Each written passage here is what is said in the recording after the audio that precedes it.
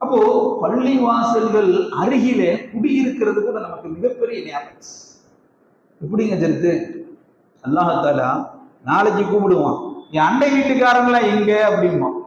யாருங்க அண்டை வீட்டுக்காரு?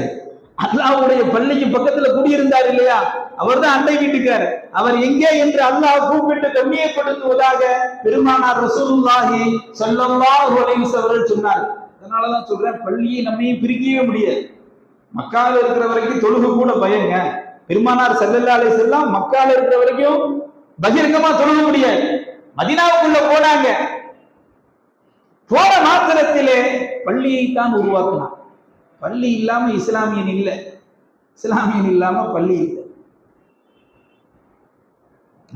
மதீனாவுக்குள்ள போறதுக்கு முன்னாடியே சில கிலோமீட்டர் தொலைல குபா என்ற பள்ளியை உருவாக்குறாங்க. கொஞ்ச நாள் தங்கி இருந்தாங்க, அங்க ஒரு பள்ளி. அதுக்கப்புறம் மதீனாவுல போய் நிரந்தரமா தங்குறதுக்கு மதீனாவுக்குள்ள